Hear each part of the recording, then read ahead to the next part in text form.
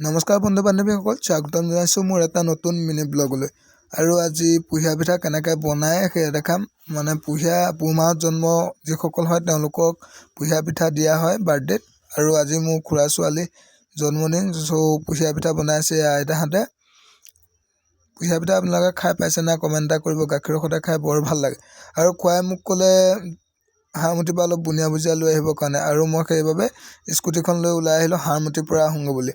আৰু আহি আমি পাই গ'লোঁহে আপোনাৰ হাৰমতিত। আজি হাৰমতিৰ ভিৰ ভাৰ চাওক, শুক্ৰবৰীয়া বজাৰ হোৱাৰ কাৰণে।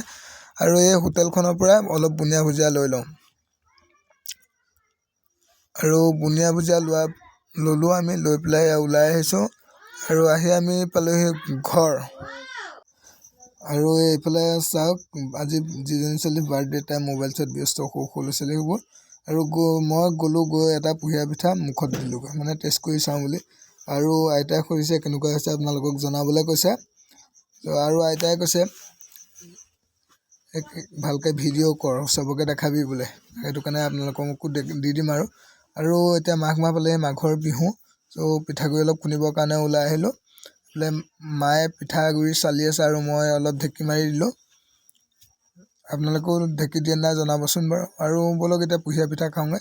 আৰু আহি পেলাই ইয়াত গাখীৰ পুহিয়া পিঠাৰ লগত অলপ বুনিয়া লৈ মই খাবলৈ বহিলোঁ। আৰু কি ধুনীয়া লাগিছে খাই। আপোনালোকক খাবলৈ মন গৈছে যদি কমেণ্ট এটা কৰিব। আৰু খাই চাব আপোনালোকে, বিৰাট ধুনীয়া লাগে খাই। আৰু যদি ভিডিঅ'টো ভাল পালে like, comment, share and subscribe কৰিব। আৰু ফেচবুকত চাই আছে যদি পেজটো ফ'ল' কৰি দিব। আৰু পুহিয়া পিঠা আপোনালোকে খাইছে নাই মোক জনাব দেই।